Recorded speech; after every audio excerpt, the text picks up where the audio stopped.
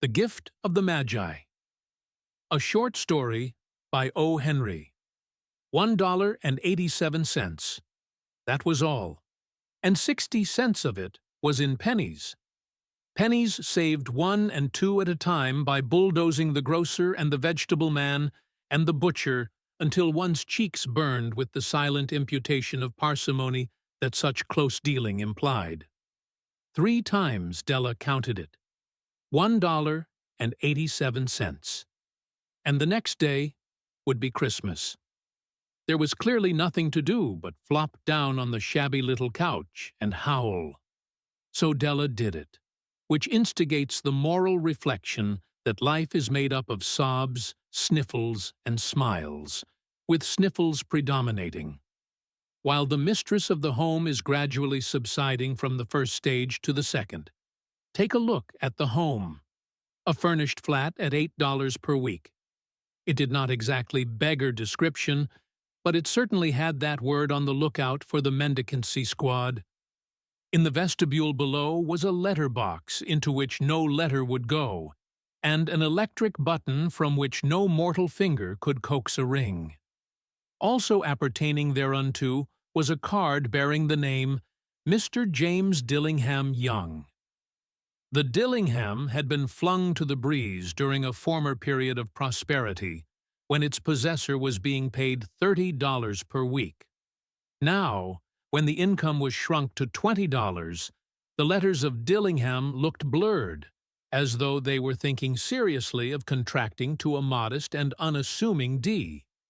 But whenever Mr. James Dillingham Young came home and reached his flat above, he was called Jim, and greatly hugged by Mrs. James Dillingham Young, already introduced to you as Della, which is all very good. Della finished her cry and attended to her cheeks with the powder rag. She stood by the window and looked out dully at a gray cat walking a gray fence in a gray backyard. Tomorrow would be Christmas Day, and she had only $1.87 with which to buy Jim a present. She had been saving every penny she could for months, with this result.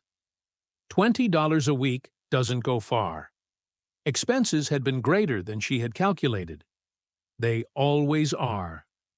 Only $1.87 to buy a present for Jim.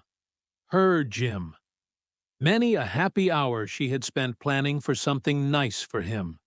Something fine and rare and sterling. Something just a little bit near to being worthy of the honor of being owned by Jim. There was a pier glass between the windows of the room. Perhaps you have seen a pier glass in an $8 flat. A very thin and very agile person may, by observing his reflection in a rapid sequence of longitudinal strips, obtain a fairly accurate conception of his looks. Della, being slender, had mastered the art. Suddenly, she whirled from the window and stood before the glass. Her eyes were shining brilliantly, but her face had lost its color within 20 seconds. Rapidly, she pulled down her hair and let it fall to its full length. Now, there were 2 possessions of the James Dillingham Youngs in which they both took a mighty pride. One was Jim's gold watch that had been his father's and his grandfather's. The other was Della's hair. Had the Queen of Sheba lived in the flat across the air shaft, Della would have let her hair hang out the window some day to dry, just to depreciate Her Majesty's jewels and gifts. Had King Solomon been the janitor, with all his treasures piled up in the basement, Jim would have pulled out his watch every time he passed, just to see him pluck at his beard from envy.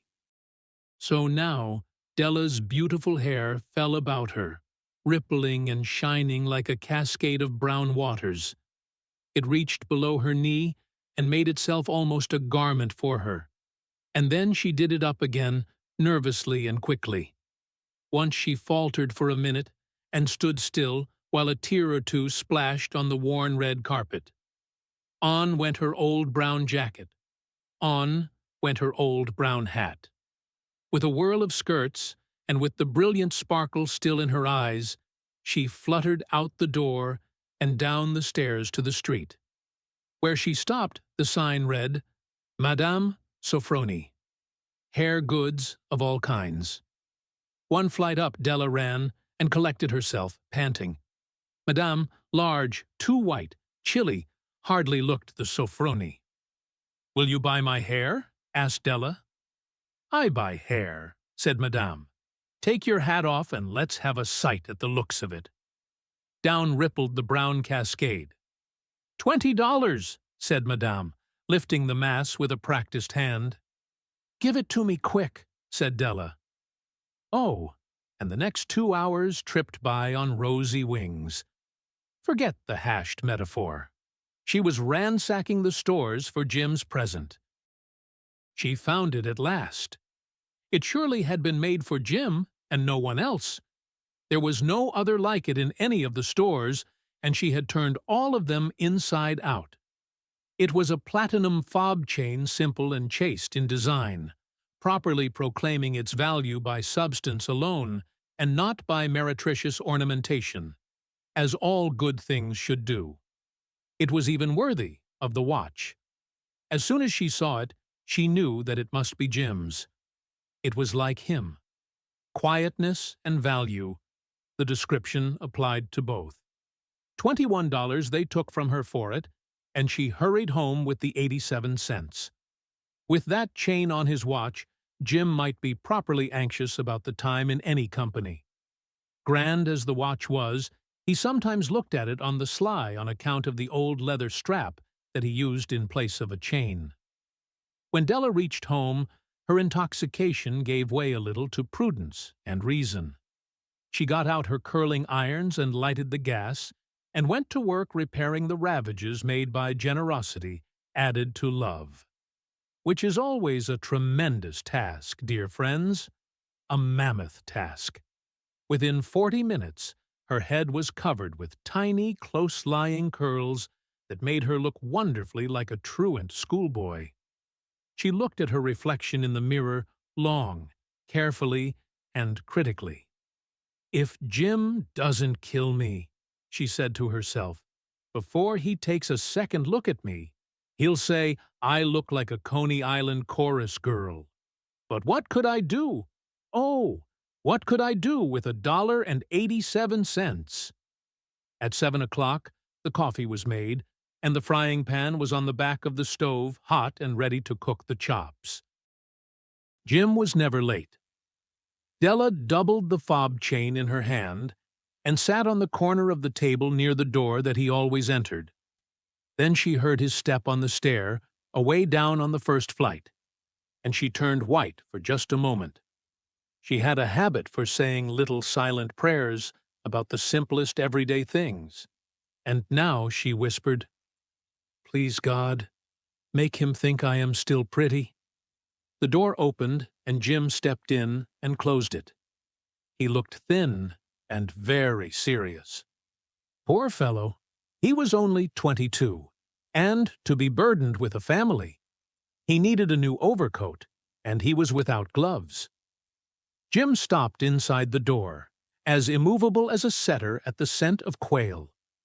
His eyes were fixed upon Della, and there was an expression in them that she could not read, and it terrified her.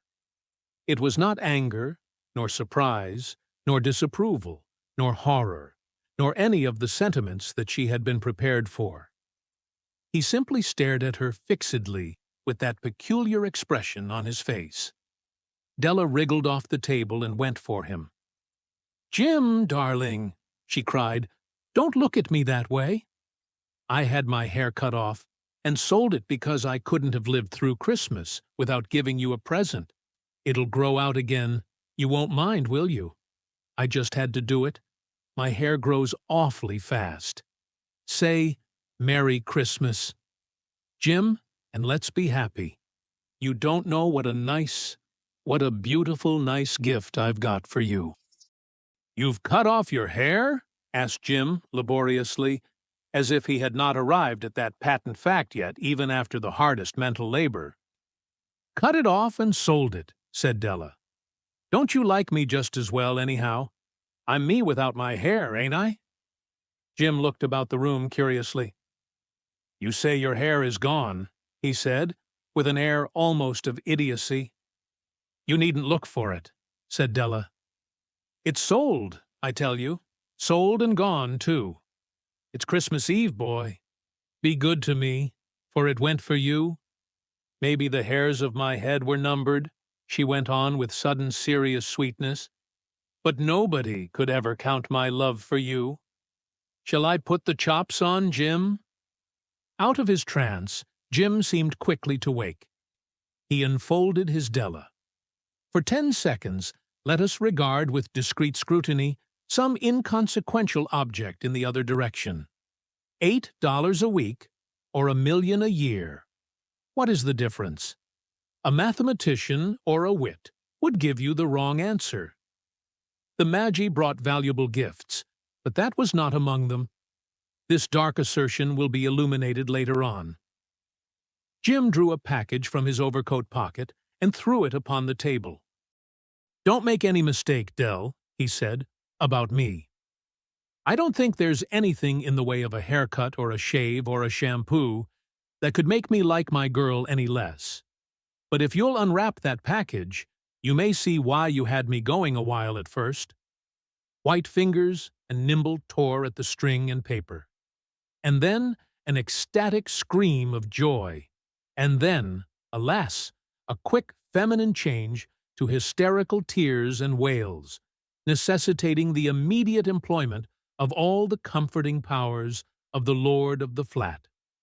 For there lay the combs, the set of combs, side and back, that Della had worshipped long in a Broadway window.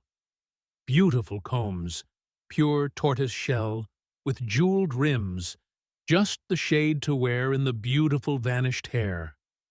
They were expensive combs, she knew, and her heart had simply craved and yearned over them without the least hope of possession.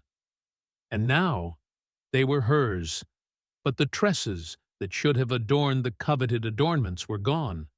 But she hugged them to her bosom, and at length she was able to look up with dim eyes and a smile and say, "My hair grows so fast, Jim." And then Della leaped up like a little singed cat and cried, "Oh, oh!" Jim had not yet seen his beautiful present. She held it out to him eagerly upon her open palm. The dull precious metal seemed to flash with a reflection of her bright and ardent spirit. "Isn't it a dandy, Jim? I hunted all over town to find it. You'll have to look at the time 100 times a day now. Give me your watch. I want to see how it looks on it." Instead of obeying, Jim tumbled down on the couch and put his hands under the back of his head and smiled.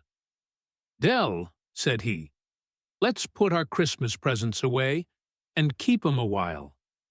They're too nice to use just at present. I sold the watch to get the money to buy your combs.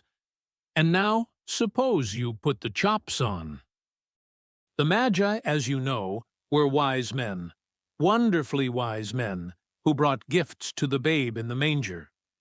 They invented the art of giving Christmas presents. Being wise, their gifts were no doubt wise ones, possibly bearing the privilege of exchange in case of duplication. And here I have lamely related to you the uneventful chronicle of 2 foolish children in a flat, who most unwisely sacrificed for each other the greatest treasures of their house. But in a last word to the wise of these days, let it be said that of all who give gifts, these 2 were the wisest. Of all who give and receive gifts, such as they are wisest. Everywhere they are wisest. They are the Magi.